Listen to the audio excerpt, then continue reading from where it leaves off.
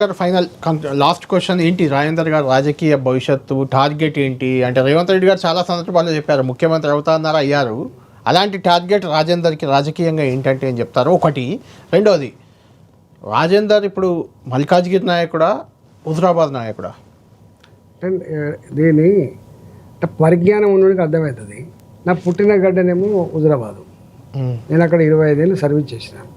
న్యాచురల్గా 25 ఏళ్ళు సర్వీస్ చేసిన అర్థం చేసుకుని ఒకసారి ఎమ్మెల్యే కాలేదు 2 సార్లు ఎమ్మెల్యే కాలేదు కంటిన్యూ గెలుస్తూ నేను కరీంనగర్ జిల్లాకి 2 సార్లు మంత్రిని అవును కరీంనగర్ జిల్లాకి 2 సార్లు అధ్యక్షుడు ఉమ్మడి కరీంనగర్ జిల్లాకు అది ఉమ్మడి కరీంనగర్ జిల్లాకు 2 సార్లు అధ్యక్షుడిని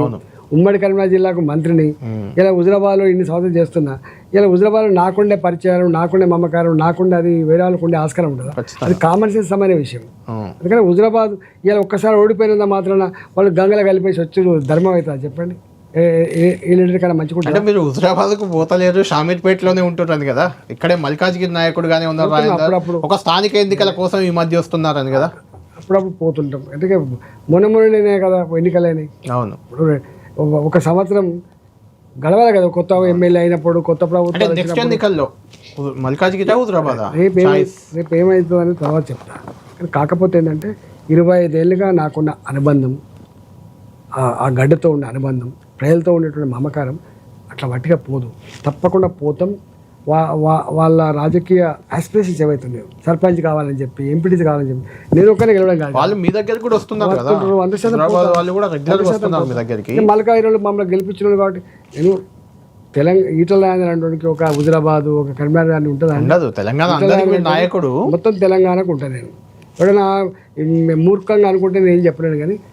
ఈటల అంటోడు ఫ్లోరిడా చేసినప్పుడే తెలంగాణ బిడ్డ మంత్రిగా చేసిన నేను అందువల్ల నాకు ఈ ప్రాంతం ఆ ప్రాంతం అన్ని ప్రాంతాలు నావే ఇప్పుడు లోకల్ బాడీ ఎన్నికల్లో మరి మీ నాయకులు బండి సంజయ్ అక్కడ ఎంపీగా ఉన్నారు మీ హుజరాబాద్కి ఎంపీ ఆయన మరి అక్కడ ఏమన్నా క్లాష్ వచ్చే అవకాశం ఉందా అక్కడక్కడ కనిపిస్తుంది అంటే లోకల్ బాడీలో మాకు అవకాశం ఇచ్చేలా లేరు అని మీ అభిమానులు మీ నాయకులు కొంతమంది చెప్తున్నారు మరి అదేందో తెలియదు కానీ మేమైతే పక్కా పోతామాడికి స్థానిక ఎన్నికల్లో గెలిపించే బాధ్యత మీరే తీసుకుంటారా హుజరాబాద్ నియోజకవర్గంలో తీసుకుంటాం కదా తప్పకుండా తీసుకుంటాం కదా స్థానిక ఎన్నికల్లో బీజేపీ రిజల్ట్ మీ పైనే ఉంటుంది అక్కడ నేనేదో కొట్లాడతా మేము భారతీయ జనతా పార్టీ ఎంపీని నేను అక్కడ 25 ఏళ్ళుగా ఉన్నాను నేను నాకు కొంత అనుభవం ఉంది అని అనుకుంటున్నాను నేను ప్రజలతో సంబంధం ఉంది అనుకుంటున్నా అది యాక్సెప్ట్ చేస్తే 100% గెలిపిస్తాను మీరు అసెంబ్లీకి వెళ్ళారు పార్లమెంట్లో ఇప్పుడు ఉన్నారు ఏది నెక్స్ట్ మీరు అసెంబ్లీకి వెళ్తారా పార్లమెంట్ అంటే నేను అనేది మీకు ఏ టికెట్ ఇస్తే పార్టీ ఏది చేయమంటే అది చేస్తాను కానీ మీ ఆలోచన ఏంటి నాది జనరల్గా మేము తెలంగాణ తోటి సంబంధం కానీ మాకు ఢిల్లీకి ఇక్కడ కాబట్టి అసెంబ్లీ